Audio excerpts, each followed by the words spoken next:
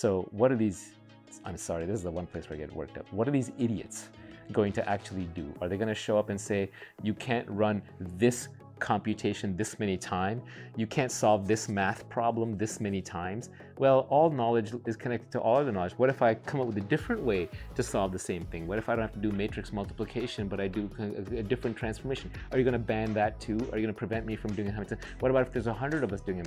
What if the Chinese are doing it and they're building an AI to power their drone swarms? What do you want us to do? Just get blown up by them? No. So they always make an exception for the military. So we end up in the worst of all possible worlds. No private sector innovation is allowed. Human freedom is curtailed completely and oppressively. You have to arrest people for doing mathematics, which is insane. You have to prevent new forms of mathematics from emerging. Yet somehow you have to miraculously hope that your military sector will keep up, even though it has no support from the private sector and they're mostly incompetent at building things themselves. And now you're competing head-on against the Chinese and whoever else who you consider your enemies, who are going to go full well into it. First of all, I don't think we know how to make AGI. I think what we have is natural language computing, which is a tremendous breakthrough.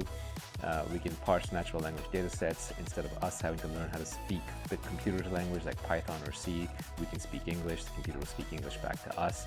That's a tremendous innovation, so let's not take away from AI. AGI is a different thing. AGI is something that is capable of creativity, which I haven't seen much evidence of. And I don't mean creativity like taking a whole bunch of images and drawing a new image. That's large data set interpolation, extrapolation, impressive, but not the same thing at all.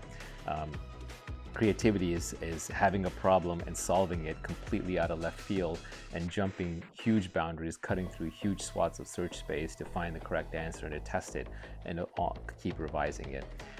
I don't think necessarily the current batch of computing algorithms will get us there, although we're always one breakthrough away from the future. Whether nuclear fusion or rocketry or immortality or fighting viruses or computing.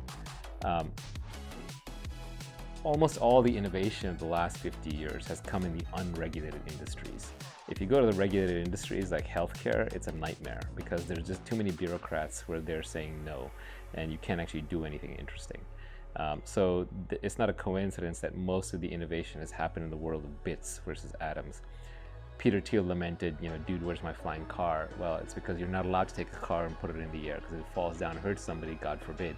Nuclear power has been frozen and the human race has been deprived of cheap and free energy because we haven't been allowed to innovate on nuclear power.